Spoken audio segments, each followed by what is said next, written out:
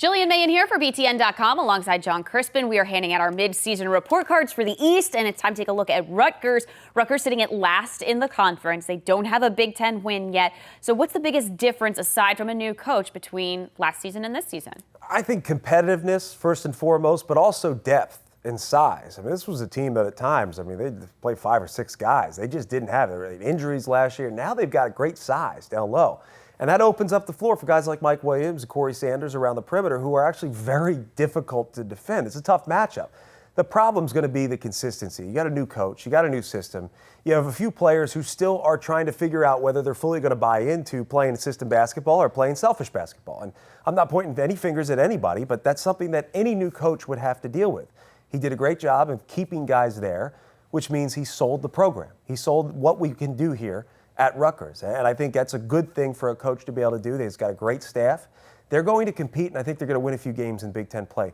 The challenge is going to be keeping guys dialed in when it does get ugly, when it doesn't go your way, when you've gone 0-6 in Big Ten play, because that could easily happen with a team that really is a new coach and it came into a new conference just a couple years ago. So it's a serious challenge for Rutgers and a serious challenge for Steve Pikiell, but I think he's got good talent and enough depth to compete.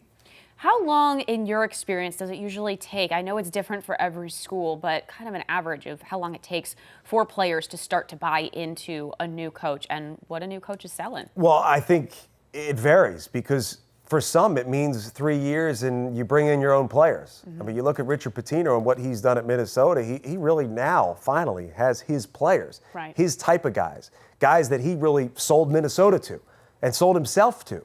So that's the thing. You got to get your own guys, and I think it's really hard to do with the guys that are there. Not saying it can't be done. I mean, I was at UCLA. Ben Hallen came in and he said he had a 3-year plan. And part of that 3-year plan was getting the old guys out and the new guys in. Didn't really work so well for me because I was one of the old guys. But the new guys that came in within 3 years, he went to 3 straight Final Fours.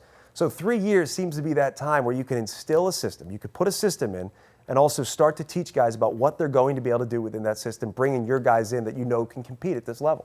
All right, so the key word for Rutgers fans is patience. Just be patient. Key word for a lot of Big Ten teams right now is patience. All right, John, thank you so much. For more Rutgers news, highlights, and analysis, head to btn.com/Scarlet Knights.